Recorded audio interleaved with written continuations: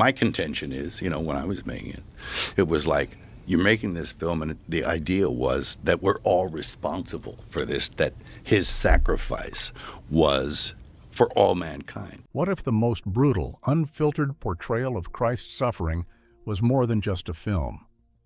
On set, something strange unfolded. Lightning struck the lead actor twice, and even skeptics began experiencing sudden spiritual awakenings. This wasn't just production. It felt like something deeper. Mel Gibson risked his fortune, his reputation, and his entire career to bring this vision to life without studio backing. Now, after years of silence, he returns to uncover the hidden chapter between the crucifixion and resurrection, revealing truths few have ever dared to explore. The unbelievable onset phenomena.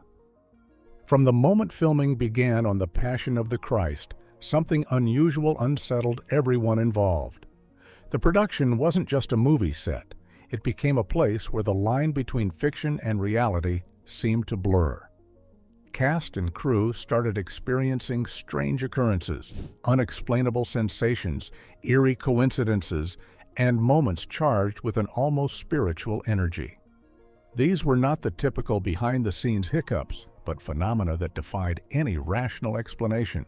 One of the most striking events came during the filming of the Sermon on the Mount. Jim Caviezel, portraying Jesus, was struck by lightning, not once, but twice in the same spot within a minute. The odds of such an event are practically zero, yet it happened, leaving everyone shocked and shaken.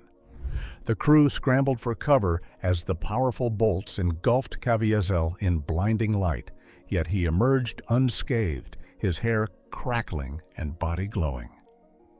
This surreal experience changed the atmosphere on set forever. Beyond lightning strikes, the weather itself seemed to respond to the unfolding story. Clear skies would suddenly darken, turning peaceful mornings into raging storms without warning. Equipment was destroyed, tents ripped apart, and actors reported chills and sensations they couldn't explain. These phenomena made skeptics pause and even changed some crew members' views on faith and the film's significance. Such extraordinary incidents didn't stop with nature's fury. People began whispering about shadowy figures who appeared and vanished without a trace, quietly guiding the production from the sidelines. These invisible presences seemed to bring a sense of calm and purpose amid the chaos, invested with an authority no one could place. Attempts to capture or identify them on camera failed, leaving only rumors and stories whispered among those closest to the film. The situation required directors and actors to create an atmosphere that resembled a religious experience instead of following standard Hollywood practices. Crew members found themselves praying during breaks or overwhelmed by unexpected emotions. People who did not believe in God started to experience deep spiritual moments that resembled authentic worship and divine revelation. The set required more than acting skills because it needed actors who would become part of a greater performance. Many who witnessed these strange occurrences still hesitate to explain them fully. Were they mere coincidences amplified by intense emotions, or something beyond human understanding? The repeated accidents, the unexplainable lights, and the mysterious figures pointing cameras and repositioning lights all suggest an unseen dimension interacting with the film's telling of an ancient, sacred story. The production process developed according to unexpected pathways because of whatever element affected the movie-making experience. The core of these events developed from a fixation on authentic representation of truth, which extended beyond the narrative to depict actual human suffering. The requirement for authenticity, which Mel Gibson demanded from his actors and crew members, created unsafe work conditions because it forced them to endure both physical injuries and extreme weather while they worked on the film. The film transformed into a testing ground, which showed the connection between human suffering and religious belief, and human capacity to endure hardship, while the actual events that occurred in the movie demonstrated its serious nature. The Hollywood industry wrote off the project as doomed from its beginning, Yet the crew members who worked on the production showed evidence that something much bigger operated behind the camera. The stories coming from the set sparked intrigue and speculation, and wouldn't be fully revealed until the film's release showed just how deep Gibson's personal and artistic journey had taken him. The initial scene of the film established a foundation that allowed the film director to battle his inner struggles while he pursued his path to redemption. The extraordinary atmosphere on set reflected the incredible personal transformation Mel Gibson would undergo, a story rooted in pain, faith, and a desperate need for meaning.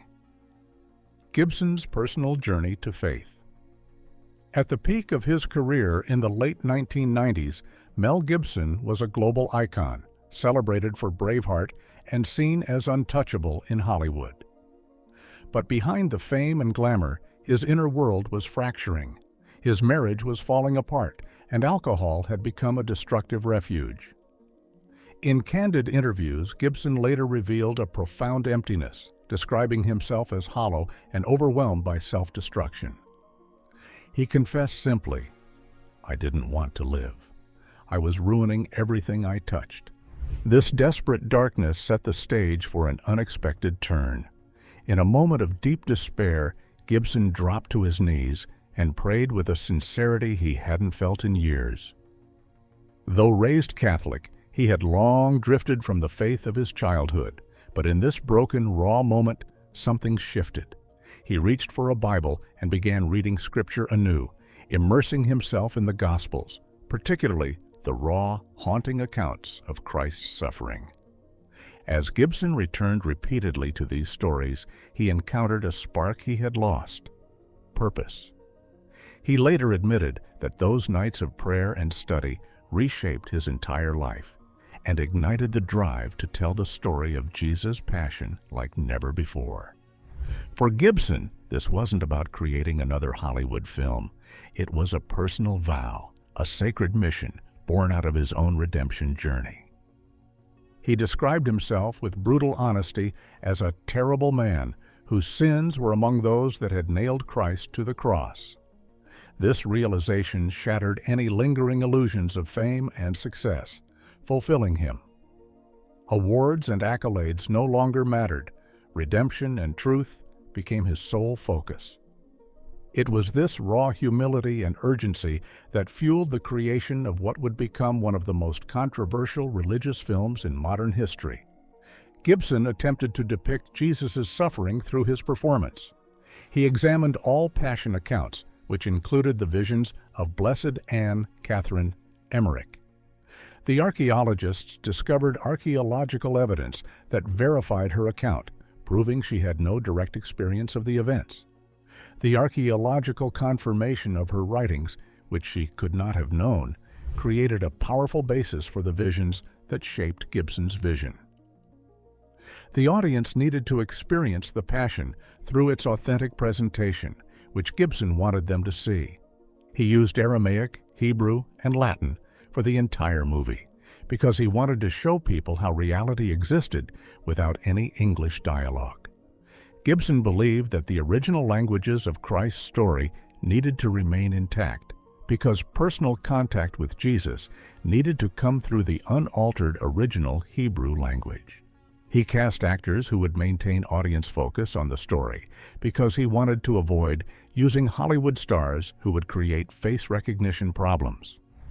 Gibson wanted the film to reveal only the actual truth without any additional elements. The initial Hollywood reaction showed immediate disconnection because of his extreme choices. The studios rejected the project because they believed it would create financial problems that would lead to its failure. The executives pressed him to create a new version of the story that would contain modern elements while decreasing its emotional impact. Gibson maintained his position because he believed that any alteration to a single line would result in a betrayal of his cinematic vision. The stakes became intensely personal when Gibson decided to fund the project himself. He invested nearly $45 million to finance the film, which no one else supported. The decision he made to gamble his money came from his deep spiritual need rather than his desire for success. He later reflected, "It wasn't a movie I wanted to make. It was a movie I had to make."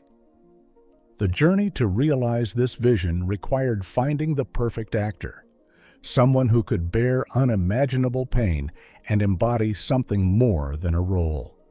Casting the perfect Jesus. Casting Jesus for a film like The Passion of the Christ was far from a typical Hollywood search. Mel Gibson knew this portrayal demanded more than acting skills. It required a man willing to endure profound physical and spiritual trials. The part wasn't about delivering lines or crafting a performance. It was about living a story of suffering, surrender, and boundless love. This was no small responsibility. Many well-known actors were considered but dismissed quickly. Gibson feared that recognizable celebrities would distract audiences, pulling them out of the sacred narrative. The moment a famous face replaced the essence of Christ, the illusion would break. Gibson wanted viewers to see Jesus, not an actor playing a role, and that meant finding someone relatively unknown with the right presence. Jim Caviezel's name surfaced during this difficult search, a somewhat unexpected choice. Quiet, devoutly Catholic, and possessing a calm intensity in his gaze, Caviezel carried a stillness that seemed to echo the weight of Christ's story. Though not yet a household name, he had earned respect for solid performances in films like The Thin Red Line and Angel Eyes. This blend of rising talent and spiritual depth made him the ideal candidate. Their initial meeting was meant to be brief, a simple casting discussion. Instead, it stretched into a 3-hour conversation about faith, suffering, and the immense weight of portraying the most consequential life in history. Gibson didn't sugarcoat the reality. Taking this role might end Caviezel's Hollywood career. The warning was blunt, yet Caviezel considered it carefully. When Gibson concluded the meeting, Caviezel responded with a line that stayed etched in Gibson's memory. "Every one of us has a cross to carry. Either we shoulder it or it crushes us." The resonance of that statement set the tone for their shared commitment. Their connection deepened when Caviezel casually mentioned he had just turned 33, the traditional age of Jesus at crucifixion, and joked about his initials. J.C. Gibson was visibly stunned. For both, the moment felt weighty, as if fate or something unseen had aligned them. Once cast, Caviezel embarked on a staggering physical and spiritual preparation. He threw himself into prayer, attended daily Mass, and buried himself in Scripture. His dedication went far beyond memorizing lines. It was a profound spiritual immersion. But nothing could have fully prepared him for what filming would demand. The set itself was unlike any other film environment. Crew members described a charged, almost supernatural atmosphere. The weather shifted unpredictably, equipment malfunctioned, and the emotional intensity was overwhelming. Caviezel's experience was no ordinary acting job. It was a journey into suffering and revelation that tested every fiber of his being. This casting choice was pivotal, not only for the film's success, but for shaping an authenticity that resonated with millions worldwide. Caviezel didn't just portray Jesus. He embodied a transformative passion that remains etched into cinematic history. From the start, it was clear this was a story neither man would approach lightly, and the challenges ahead would soon prove that reality. Brutal authenticity in filming. The commitment to realism on the set of The Passion of the Christ was relentless, pushing everyone, especially Jim Caviezel, to their physical and emotional limits. Gibson demanded an unfiltered portrayal of Jesus' suffering, leaving no room for safety nets or Hollywood shortcuts. This meant Caviezel faced harsh punishments designed to reflect the brutal pain Christ endured, making the filming experience extraordinarily intense and very real. One of the most harrowing moments came during the scourging scenes. To protect Caviezel, a board was strapped to his back to absorb the blows from the whip, but on one take, the metal tip missed the board and slashed across his back, leaving a deep wound nearly a foot long.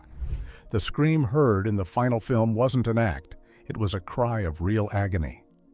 Despite the injury, Caviezel insisted on continuing, refusing medical breaks, driven by a determination to capture every element of sacrifice authentically. The weight of the cross scenes pushed this reality even further. Instead of a lightweight prop, Caviezel carried an actual wooden beam weighing over 150 pounds. Under the scorching sun, he stumbled, fell, and struggled to stay upright, reflecting the exhaustion and pain described in Scripture. At one moment, the soldier meant to help missed, and the full weight crashed down on Caviezel's head, causing him real physical trauma, complete with authentic bleeding mixed with makeup. The grueling demands didn't end there. During one fall, Caviezel dislocated his shoulder, an injury so severe that he was urged by medics to take time off to heal. Yet he refused, returning to set with a swollen, numb arm to finish the scene as it happened. Gibson and the crew understood this raw moment captured something beyond acting. A true glimpse into the crushing burden borne by Christ during his final journey. The winter shooting of Calvary increased the visible physical agony that the actors experienced. Caviezel spent more than 3 hours suspended on the cross while rain fell on him and freezing winds struck his body. His body temperature decreased to critical levels, which caused him to develop hypothermia even though the crew tried to warm him. Caviezel remained on the cross while his health declined because he kept telling people, "Christ didn't come off the cross, so I won't either." He displayed heroic powers of endurance. The unending cold weather brought him double pneumonia, which caused his body weight to decrease at an alarming rate. The makeup artists needed 10 hours to apply wounds and prosthetics, yet Caviezel chose to sleep while fully made up, which resulted in severe skin irritation and cracked, blistered skin. The complete truth appeared through his shivers and spasms and tears because he performed without stunt doubles and camera effects. The filming location created an atmosphere that showed the actual physical and emotional state of the situation. The production team experienced a strong feeling of presence, which even people without faith connections could detect. The most difficult scenes brought a total absence of sound, which created an unnatural atmosphere. The crew members who experienced the emotional weight of their work could only produce soft sounds because their voices and footsteps remained silent. The cameras maintained their recording function throughout these sequences to document all facial expressions, sounds, and urgent movements without any editing or sound reduction. The muscle spasms Caviezel suffered from, freezing wind, became visible to everyone who watched him, yet the filming process continued without any interruptions while he experienced pain. The audience developed a sense of shared suffering with the performance because the actor displayed his complete devotion to his role. The extreme conditions created a testing ground that forced artists to dedicate themselves completely while their performances became indistinguishable from actual life. Caviezel dedicated his entire being to the role, while Gibson requested him to express authentic truth because it was necessary to honor the story's sacred truth. The emotional weight of the film's production gave rise to profound transformations, not just in the actors, but in the entire crew and the atmosphere that surrounded them. When acting turned into spiritual reality. The set of The Passion of the Christ carried an atmosphere unlike any typical film production. Many described it as heavy, almost sacred, at times calm, at other times deeply unsettling. Even those who arrived with no strong beliefs found themselves affected, drawn into moments of reflection, emotion, and unexpected spiritual awareness. During the most intense scenes, An eerie silence would often fall across the set.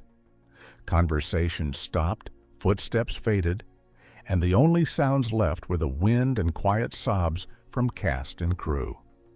Some struggled to separate acting from reality. The story's weight pressed so deeply that people would step away from the cameras just to cry or pray, overwhelmed by what they were witnessing. Mel Gibson himself was not immune. Known for his control and focus, he was often seen stepping aside to whisper prayers or wipe away tears. Amid the long, exhausting days, there were moments of unexplainable calm, a stillness that seemed to settle over the chaos. It created a strange balance where intense suffering and quiet peace coexisted. Several cast members experienced profound personal transformations. Luca Lionello, who portrayed Judas, began the film as a committed atheist, but weeks of embodying betrayal and remorse changed him. By the end of production, he sought baptism for himself and his family, openly acknowledging the impact the role had on his faith. Similarly, Pietro Cerubi, who played Barabbas, described a silent yet powerful moment during filming. In a brief exchange of glances with Caviezel's Jesus, he felt something deeply unsettling and real, as if he were looking into the eyes of Christ himself. That moment stayed with him long after filming ended and ultimately led to a complete shift in his life and beliefs. Even behind the scenes, subtle details seemed to carry meaning. Maya Morgenstern, who portrayed Mary, was quietly pregnant during filming, something not widely known at the time. She later shared that it brought a unique sense of grace to her performance, adding emotional depth that resonated in every scene. On the opposite end, Rosalinda Celentano's portrayal of Satan created a chilling presence on set. Gibson intentionally made the character ambiguous and disturbing, using subtle techniques to create unease. Her performance, especially in the unsettling scenes she carried, left a lasting emotional toll, so much so that she eventually stepped away from acting. For Jim Caviezel, the experience became something far deeper than a role. Those around him noticed a shift. He grew quieter, more reflective, often appearing as though he was listening to something unseen. When the resurrection scene was finally filmed, a profound stillness filled the set. Many broke into tears, feeling as though something had been released after weeks of emotional and physical intensity. By the end, the production had transformed into more than a film. It became a shared journey, one that blurred the line between storytelling and personal belief, leaving a lasting impact on everyone who took part. The extraordinary experiences of the cast and crew reflected the depth of Gibson's vision. A film not only to depict suffering, but to reveal transformation. This depth created ripples felt far beyond the set, challenging perceptions of cinema and storytelling itself. Despite its groundbreaking vision and intense authenticity, The Passion of the Christ faced near universal rejection from Hollywood's major studios. Executives dismissed the film as a financial dead end. They balked at its brutal violence, refusal to use English, and absence of familiar stars. Marketing the movie seemed impossible without their support. Studios predicted failure and repeatedly said no, closing traditional doors shut on Gibson and his project. Refusing to compromise his vision, Gibson took an unprecedented risk. He poured nearly $45 million of his own money into the production and later invested another $15 million to distribute the film independently. He bypassed traditional channels, screening the movie in churches, schools, and community halls, places where Hollywood rarely ventured. Rather than seeing a film release, it became a grassroots spiritual event. On February 25, 2004, The Passion hit theaters on Ash Wednesday without the usual glitz or advertising machine. Still, crowds lined the streets, holding rosaries and praying quietly as they waited. The atmosphere resembled a pilgrimage more than a movie premiere. The Christian community responded with overwhelming enthusiasm, quickly transforming the film into a worldwide phenomenon. Parishes and churches organized caravans to see the film together, turning theaters into places of worship. On some weeknights, cinemas overflowed with eager audiences, an almost unheard-of occurrence for a religious film. Screenings included prayers and masses before and after showings, underscoring the sense that this was more than entertainment. It was a shared spiritual experience. The film received its strongest impact through audience responses to the story. Many audience members who left the theater stayed inside the building because they experienced deep sorrow, or they showed their grief in public. Some viewers lost consciousness during the scourging scenes, while other viewers needed to leave the room because they felt overwhelmed by their strong emotional responses. The news about these reactions spread throughout the world, which led to increased religious dedication and prayer activity and community-wide spiritual awakenings.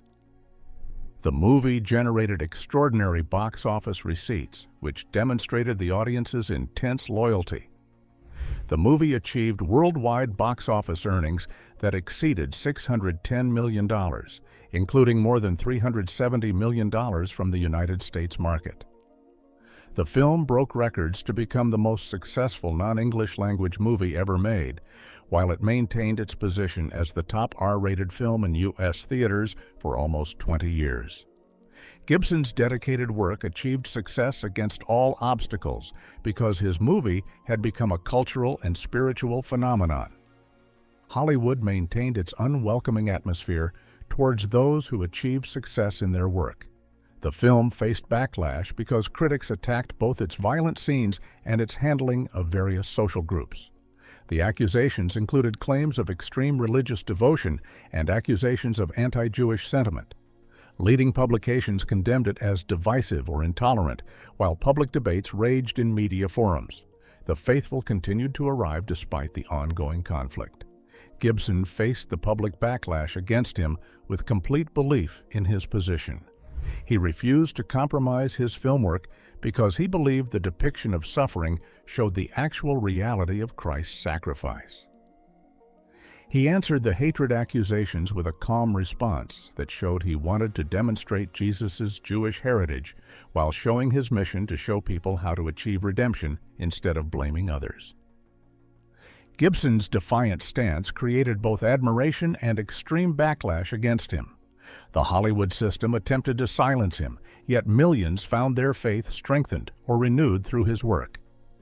As the tumult around Gibson grew, so too did the personal toll it took on him. The public and private storms Gibson faced after the Passion revealed the high price of such a controversial undertaking, leading to the darkest chapters of his life. Backlash, controversy, and personal downfall. The release of The Passion of the Christ thrust Mel Gibson into an intense spotlight that brought not just praise, but fierce controversy. While millions embraced the film as a spiritual watershed, critics launched relentless attacks. Reviews were often scathing, accusing Gibson of glorifying violence and fostering division. The New York Times charged the film with reviving ancient hatred, and The Guardian dismissed it as torture masquerading as cinema. The hardest blow was the accusation of anti-Semitism. Headlines roared with claims that Gibson's film placed undue blame on Jewish people for the crucifixion. Discussions turned heated, with calls for censorship and public denouncements becoming routine. Panels and scholars debated the film's intentions for years, entangling Gibson in a cloud of suspicion and anger. Yet the director maintained his innocence, insisting the film portrayed redemption and that Jesus, Mary, and the apostles were Jewish. As this maelstrom engulfed him, Gibson faced spiraling personal pressures. The accolades and box office success were overshadowed by media frenzy and public shaming. His usual composure gave way to withdrawal. Interviews became scarce, and he retreated from a public life. What was meant to be a redemptive labor transformed into a crucible of personal suffering. The pressure of his work eventually defeated Gibson after several years. The police arrested him in 2006 because he drove under the influence in Malibu. The media turned his recorded outburst into a major news event, which destroyed most of his professional reputation. The incident functioned as a public execution because both the press and Hollywood people abandoned their support of him. He lost all his friends and all his professional connections because he became cut off from the industry, which he had once dominated. Gibson himself later described those years as a personal crucifixion. He experienced legal problems, treatment programs, and shameful incidents which increased his feeling of spiritual emptiness.